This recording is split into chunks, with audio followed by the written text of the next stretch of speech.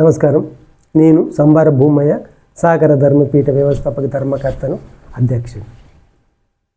మిత్రులారా, సహకార ప్రియమైన ప్రజలారా, ఇంతకుముందు గతంలో వివరించినట్టు సహకార ధర్మపీఠము ప్రపంచంలో జరుగుతున్న ఈ అశాంతికి మూల కారణము ప్రపంచ WTO ఏర్పాటే సమయంలో ఆర్థిక రంగంలో రెండు విభాగాలైనటువంటి investors economy, users economy represented by cooperative సెక్టర్స్ను విస్మరించి ఓన్లీ ఇన్వెస్టర్స్ ఎకానమీ ప్రయోజనాల గురించే ఈ WTO ఒప్పందం జరిగింది. కాబట్టి ఈ రకంగా ఆ ఒప్పందం అమలు చేయడం వల్లనే ఏర్పాటు చేసిన ఈ న్యూ ఎకనామిక్ పాలసీలో ప్రతి దేశంలో ఈ దేశీయ పెట్టుబడిదారీ వ్యవస్థ కుంటుపడుతుంది.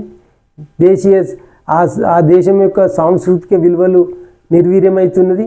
ఆ దేశం యొక్క ఆర్థిక కేంద్రాలు కూడా నిర్వీర్యమైపోయినాయి. అంటే ఏంటంటే మా తెలంగాణలో ఉన్నప్పుడు SBH, ఆంధ్రలో ఉన్నప్పుడు ఆంధ్ర బ్యాంకు, మైసూరు కర్ణాటక మైసూర్ బ్యాంకు, ఇట్లా పంజాబ్ అయితే అన్ని ఆ జాతికి సంబంధించిన ఆర్థిక కేంద్రాలన్నీ నిర్వీర్యం అయిపోయినాయి. సో ఈ రకంగా మళ్ళీ మనిషి ఆర్థిక కేంద్రంగా మనిషి ముందుకు వస్తుండు. మానవ సంబంధాలు బలహీనపడుతున్నాయి. ఆర్థిక సంబంధమే చాలా ముందుకు వస్తుంది. ఇది సమాజానికి మంచిది కాదు. సో కాబట్టి దీన్ని పునరుద్ధరించాల్సిన అవసరం ఉందని UNOకు లెటర్ నివేదించడం జరిగింది.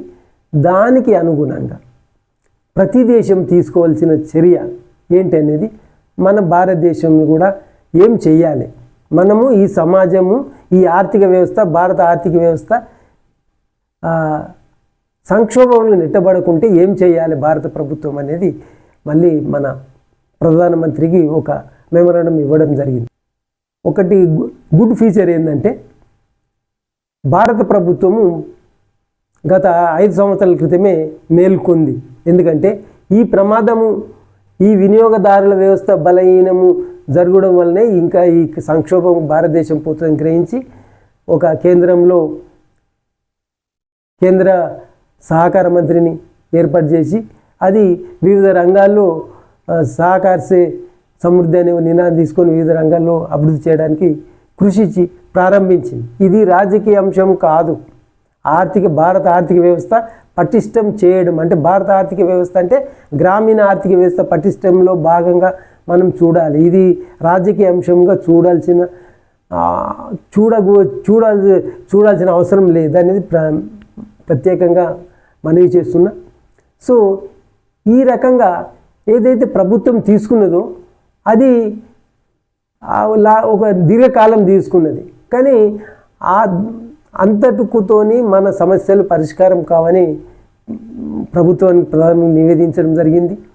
ఇమ్మీడియట్గా మనము స్థిరంగా అభివృద్ధి చెందాలంటే ఈ దేశంలో విస్తృతంగా సహకార సూపర్ బజార్లు రావాలి. దానికి అనుబంధంగా వ్యవసాయ ఉత్పత్తుల ప్రాసెసింగ్ అండ్ మార్కెటింగ్ సంఘాలు, అదే రకంగా సూపర్ బజార్ ప్యారలల్గా డెవలప్ కావాల్సిన అవసరం ఉంది.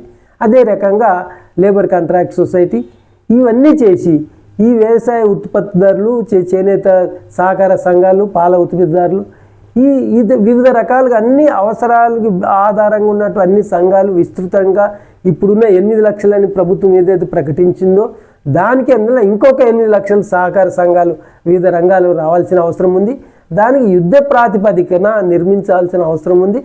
ఇప్పుడు రాజకీయ స్వతంత్రము పొందడానికి ఏ రకంగా ఉద్యమం చేసినామో ఇప్పుడు ప్రజలు కూడా చైతన్యవంతమై ఈ సహకార సంఘాలు తన అవసరాలను సాధించుకోవడానికి ఏ రకమైన సహకార సంఘాలు ఏర్పరచడానికి ప్రజలు చొరవ తీసుకోవాలి.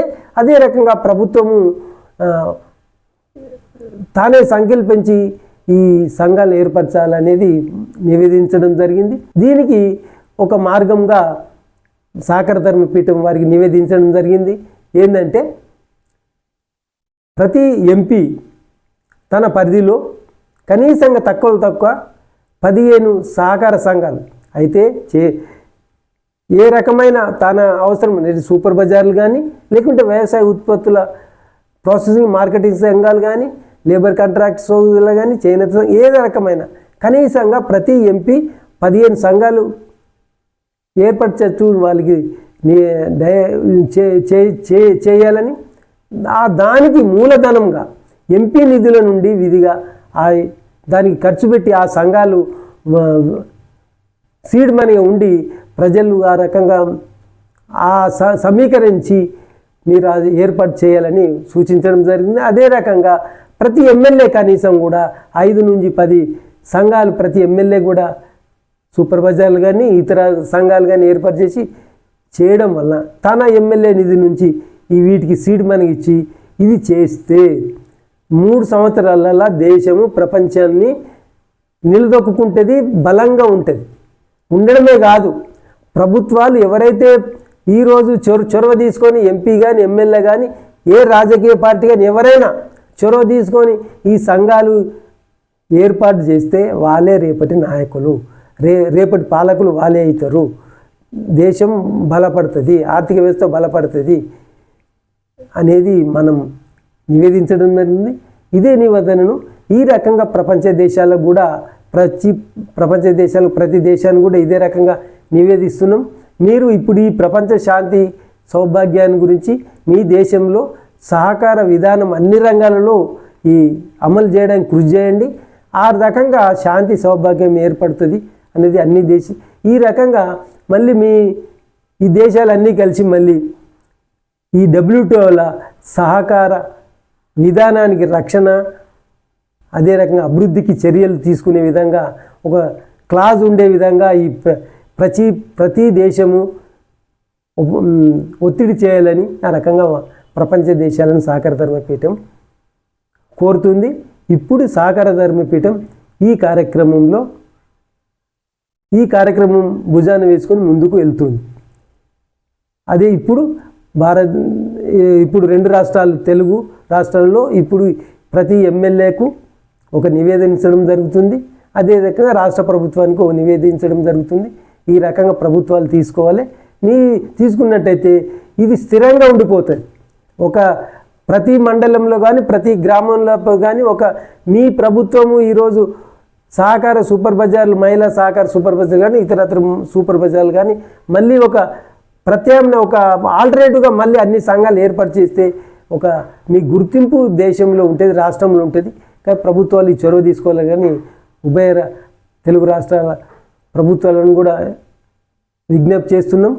ఈ కార్యక్రమం సహకార ధర్మపీఠం ఈ కార్యక్రమంతో ముందుకెళ్తుందని మీకు తెలియజేస్తున్నాం.